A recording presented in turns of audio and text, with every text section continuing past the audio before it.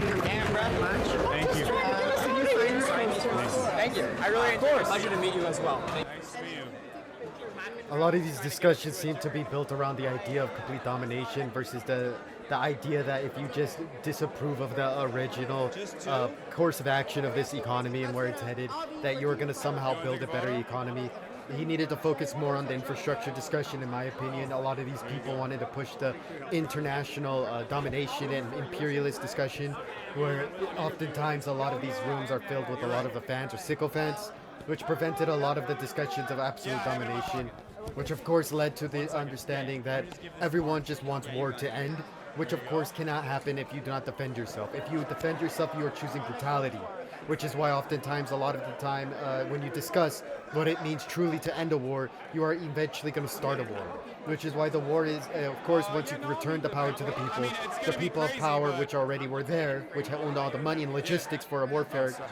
propaganda, discussion, activism, corporatism, and donating to foundations in order to push more aggressively to sway people's views. You can have a great speech in order to stop the war that is at hand. However, to truly change the world, you need infrastructure, and that infrastructure in the discussion has to promise people jobs, has to promise future prosperity, has to promise something more than just discussing ending war and stopping mean behavior, because that mean behavior will eventually be resorted to and cost you an election in the future when people want to resort to the old imperial means in order to enact their will across the world and across the domestic territories that of which you're trying to change. I believe this is a room filled with a lot of his supporters, and rather than people who are actually against him, since the people against him know that the discussion is going to be very limited in scope and not very in depth, since this is a blood sport of debate or discussion of which is going to enact a real change within people. I believe, of course, if you see people want to take pictures, this is, of course, a fan base rather than it is a discussion with his opponents or a debate of which someone can actually face him in a versus conversation, because the discussion of humanity still requires that you're going to have to defend yourself in warfare and conflict. And that warfare and conflict, of course, is going to result in the economy taking a different turn than of which you want it to. It will result in a lot of the discussions falling flat on its face, because now you're in the direct fire of what you're going to have to enact of what you called no war, the end of war, and now you are now the beginner of that war, which an example could be, of course, Obama. An example could be, of course, the runner-ups in the Democrat Party, to which now they're going to have to capitulate to a lot of those wars in which you said were not justified, because a talking point like stop killing Palestinians is fine until the efficiency of the Hamas and the people of Palestine becomes so efficient that the slaughtering and the executions of Jews becomes a new discussion, and then now you are calling Palestinians the new Israelites fascist, which of course is going to lead to the same discussion in reverse. This is an issue, of course, when you have a bunch of yes men or sycophants that don't actually add to the conversation, but rather parrot the talking points of the populist view of ending warfare or ending the concept of exploitation,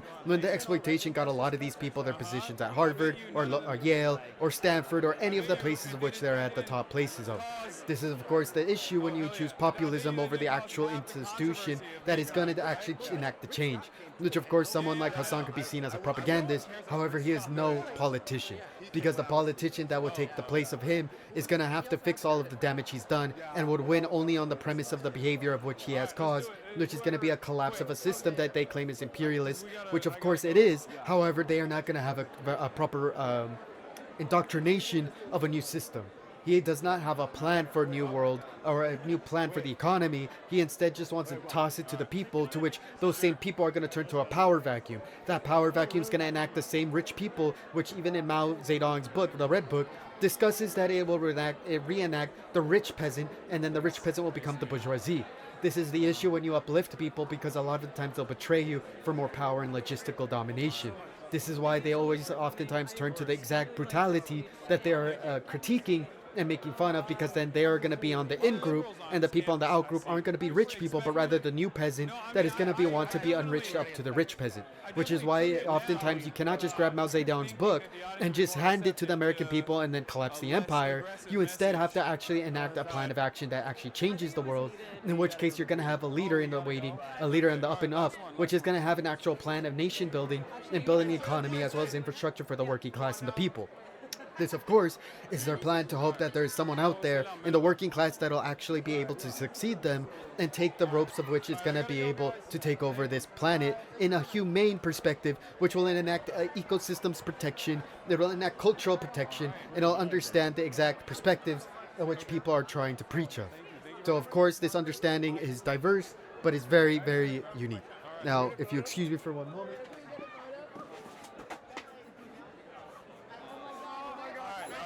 Nice to meet you guys. What's going on? Nice to meet you. Nice to meet you guys. Hi. Hi. Nice to meet you. Nice to meet you. To understand how this perspective works, to understand how you can build a nation that protects cultures, to protect the understanding of reality, you're gonna have to get one of these. Thank you.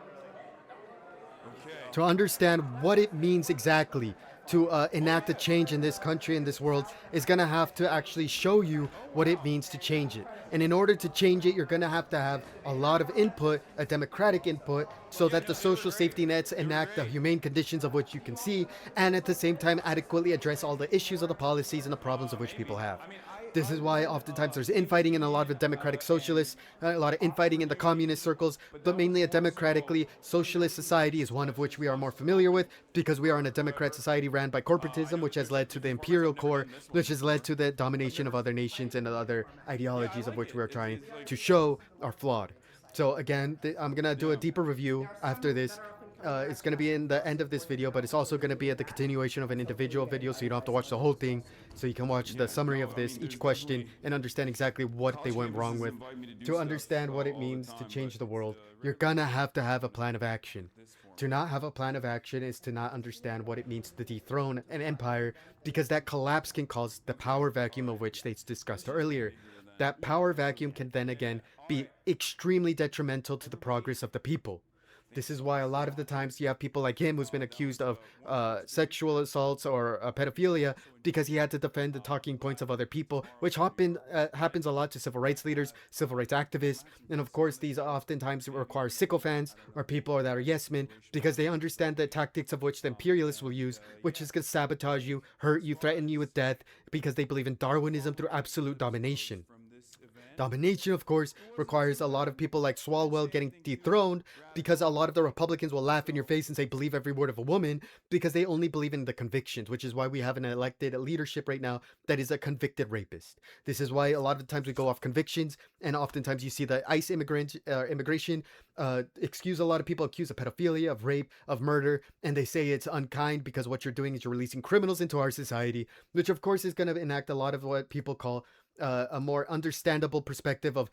innocent until proven guilty, because a lot of the times they're using racism and the ethno-states perspective of building this country under a false sense of diversity in order to get a true grasp of power over each economy and system. This is why, again, this came from a monarchy. It departed from that, but the monarchy still had nobles. It still had people in charge of certain sectors, which we now call states. And those states still break down into smaller tribal groups that are all speaking out, but are silenced by the overwhelming money and donations and bribery that is occurring through corporatists, which is why oftentimes when you resort to these plans, you have to resort to something more intelligible, which of course is going to be the infrastructure of which is going to be built upon the backs of people that have been accused, allegation after allegation, because when you face the imperialist core, the fascist core, you're going to find a lot of people that sound like they're the most terrible human beings, which I would say he's a confessed propagandist. A lot of the times the leadership of those propagandists is oftentimes going to push towards something more logical, which of course the leadership is going to come from a more organized place like the DSA or Democratic Socialists of America,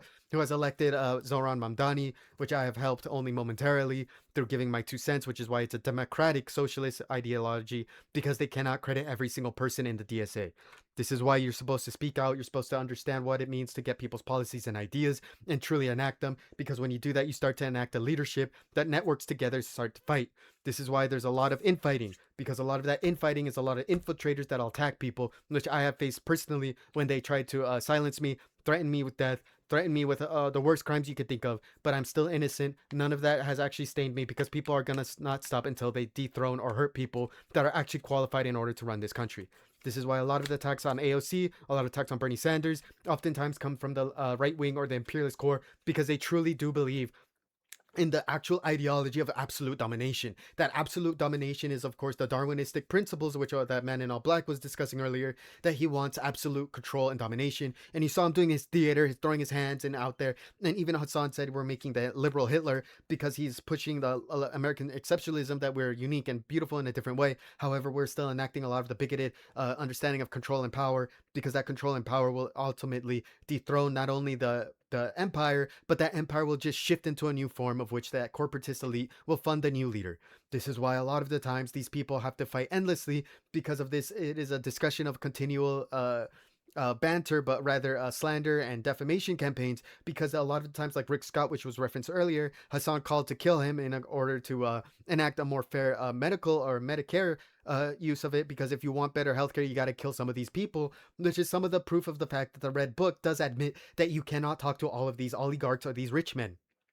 This, of course, is the brutality that they are just discussing, to saying if we don't have a people's power, we're going to turn to the same brutality that was used upon us. This is why people are starved to death. This is why there's homeless people being killed off. And this is why people are robbed of education so they can look foolish and don't look as qualified as they should be, because people like me can't get an education. They'll say my input is slander. It is slander on genius, because now I am saying it is incompetent when I don't have the permission slip of accreditation to say that I'm truly competent enough to critique the system. This is, of course, class privilege. This is, again, an action that when you find your proletariat dictator, your dictator of the people, they're going to elect someone that, of course, sounds great, but if they don't have an actual plan to fix the economy, to fix the real estate crisis, to fix the food, to fix the shelter, to fix the Medicare, without just forcing your will upon these bourgeoisie, they'll take their assets and income and move somewhere else with it, which you can call illegal, but it's going to enact the militia of which of the defense of the empire, and the empire already dominates. This, of course, you can hope for a military coup, but like the other person presented, they discussed that you cannot just enact war. You don't have enough resources, enough logistics. You can't overthrow an empire, which is why a lot of times when you go through law, legislation, you're going to face corporatist elites that are going to push you down with money and realization that advertisements, billboards, and TV ads are going to change the simpletons, or the people which have no education or resource to understand politics fully, the uneducated in accordance to that hegemony that has oppressed people, that they cannot truly start to fight back. And because of they cannot start to fight back, they are starting to enslave the people again. And this dictator of the proletariat, because your dictator of the proletariat is going to have to be some of the wisest people on the planet, which is going to be a supremacy of science, a supremacy of understanding political science, a supremacy of each sector that there is, in order to fight back against the supremacy of Darwinism, which is the strongest will survive, of course, but in a society of which you have people dedicated to make sure everybody is strong and united through the understanding of social bonding and the social community, as well as the uplifting of them,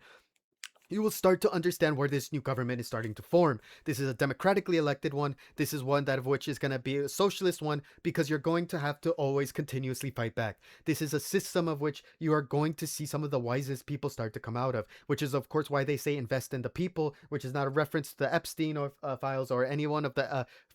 Operation Epstein's Fury, because you're going to start to understand what it means to fight back against these elite. These elite are intelligent. These elite are well resourced. These elite are well armed with logistics. And when you start to enact these new logistics against them, because you're harvesting it or you're taking it back, the fruits of the labor of which are being distributed back to the people, a lot of these people are going to start to grab arms and fight back, of which they have more money to fund militias. They have more money to fund decommissioned soldiers, police officers, who which are not getting paid right. And they're going to side with a lot more white people. Because the establishment of the wealth disparity is mainly white versus black and brown, which is our people of the working class, which are pushed down, called leeches, called welfare queens, called invaders, called third worlders, and they're put in this position of lesser. And that position of lesser, of course, still has intelligent minds which cannot fight back, because they're pushed into homelessness or starvation, or they're pushed into complete silence. This is why, again, you're going to have to start enacting a plan that if these people start to run and fight back, because they'll fight back in legislation, you're going to have to find a way to fight literally through violence, which is why through the barrel of a gun is why you are going to have to fight again. This is why when you push for legislation, you'll be shut down, you'll be outcasted, you'll be slandered and defamed, and you will be dethroned on accusations or allegations, because this is the only way they tried to destroy Martin Luther King Jr. by accusing him of mass raping women. This, of course, was only defended against because none of them went through with a conviction, which, of course, even if it did, they would defend him on the premise that he is being falsely imprisoned, which is the building of the civil rights movement, which is the equality that granted women and men of color the right to vote to begin with. Which, of course, if you paid attention to the original foundings of this nation and why people have these rights, why people are starting to enact these rights into discussion, is because a lot of these people that you see out here that are propagandists are saying women don't have the right to vote, like Stephen Crowder or Myron Gaines, or one of the people that say if you're not educated, you shouldn't vote, you're not qualified, which is another inaction of getting rid of third worlders, getting rid of people who are not understanding of the full concept of the economy, because the collapse of that economy under a system that is naive is a Weimar Republic's replication. But for those who don't know, that is when Hitler took power, because the socialists, or the communists they called it, the people of Karl Marx origin, don't actually know what they're doing and cause starvation, cause loss of jobs, cause the hatred that of which started the nationalist socialist movement, which of course is Nazism. And this is what they are hoping to start in a lot of these fascist circles, because when you start to take advantage of the people that are naive, put them on platforms to watch them collapse, then you don't care if they become lame ducks presidents, because they can't change any legislation, they can't change anything through a democracy, because they don't have the financial support nor the support of the people, because the people don't have enough money. Even if they gathered their funds together in accordance to their own wealth disparities, they won't have enough money to fight back, even if it comes to an armed conflict, which is why it comes down to the fact of legislation change, convincing people through discussion. You can say debates, but discussions oftentimes change people's minds. You have to hypnotize the people into understanding why your viewpoint matters and why the inferiority of our infrastructure is an embarrassing thing, but others say it's not, because complete domination overseas keeps you alive in a society which is filled with people that hate their own country, and then abroad also hate this country, which will take advantage of it and also invest their money externally into it through espionage or sabotage of the economy, the politics, and the people's perspective of reality, which will change their moral shifting, of which their cultural foundation, of which is their backbone of this society. This is why oftentimes these people are looking for up and runners. Zoran Mandani was not a famous influencer. He was not someone who was out there constantly being seen as famous or someone who attracted a lot of attention. He was someone who fought for a lot of the legislation and understanding of this application through political theater, because a lot of political theater is going to be have to had in order to win this crowd over, because to have an actual understanding of why you should invest on the internal rather than invest in the imperialist conquest of the external is why you're going to have to start to unite as a stronger unit. This is why a lot of black and brown people are ignored, silenced, because they're seen as unaccredited, they're seen as naive, they're seen as the most accused and people with the most allegations, which is only in favor of the liberal progressive left. Now, the liberals are oftentimes the people that push the Hitlerian belief systems, because they only believe in parroting the talking points that get the black and brown people to say they have a point. However, they don't enact the actual change that can have black and brown people in power. And positions of power is just a place of which the left, as it currently is, wants to enact the slave plantation, where they purchase the smartest people to put them in positions of power. However, the democratic socialist perspective is one where you're grabbing the most intelligent, most dominant minds in order to take over, which of course are going to be the nerds, the people that never leave their house, the people that are extremely educated through their own hobbies, because the science extremism or the science supremacy, which is going to start to enact a change of which actually matters when you have transportation to bring logistics as well as human beings from poor, impoverished areas to bring over to California, and so to enact an enriched taxation, as well as to have more people that can access these funds and these infrastructure means which can enact more change. For example, New York's changing a lot of their infrastructure for daycare, so intelligent men with families can go there to get jobs, they can have their family taken care of, they can have their housing taken care of, they can have their food, their healthcare, and that way you have the most intelligent people start to increase the intelligence, which is going to add to the Democrats and add to the socialist sphere, which is going to eventually add to more money, more pioneering, more innovation. And when you rob these people these infrastructural benefits, these social safety nets, you're oftentimes going to start to enact a revolution, because a revolution comes from the people with degrees when they finally understand why they are being oppressed, because they don't want the simpletons to start to follow the people that are against the system of which caused the hegemony that oppresses them, and they now have competition of which is now the gathering of the logistics, the gathering of the understanding of perspectives of culture in which they can start to change the world with, which is why this is a much more stronger people that are trying to build themselves off of nothing, and you oftentimes see the leadership oftentimes slandered and defamed. Again, we're going to go over a lot of these allegations and accusations. Fox News already puts it out on blast saying he supports the 9/11, America Deserve 9/11, which is more of a reference towards the cruelty of overseas is eventually going to find you back home, and is not actually a reference that people deserve to die that day. They're accused all sorts of people. I, as a brown man, have been accused since elementary school. They called me a midget. That was a person trying to pedophile children because my intellectual capabilities of the savanthood I had, of course, is going to be something they're going to accuse, and those accusations stack and continuously. So they want to destroy resume from even their youth because a child which is that age will experience the first times of racism because brown people are not allowed to be intelligent. They're seen as someone that is now a deformality, which of course they say this a lot of the times with a lot of people saying they're genetically inferior, they're genetically predisposed to violence, they're genetically predisposed to crime, which of course they say, oftentimes you can see quotes of this, you import the third world, you get the third world, because they're implying that these people will never start to understand this society of domination and success and prosperity, because you're going to have to unite with some of these people you don't like on the right wing in order to enact this change, because to enact the change means you have to understand the cultural diversity that is also in the rural and in the places of the city that are both ethnically white, Christian, Protestant, as well as the people who are not, because in a society of which is consistently seen as diverse, consistently seen as different, you're going to have to start to enact the infrastructural change through the perspectives of protecting the ecosystems within America before you even try to protect the ecosystems outside of America, because outside of America is a replication of dealing with the immigrants, dealing with the different nations when you deal with another nation abroad, which that nation does not truly understand what it means to have an intellectual dominant person, because they're oftentimes in the same boat as the fascists, which are they're trying to slander and destroy the person's image in order to enact themselves as a superior over the people they deem as a lesser, either Islamic or either Latino or African American. So that's just a little bit of what I have to say. If you want to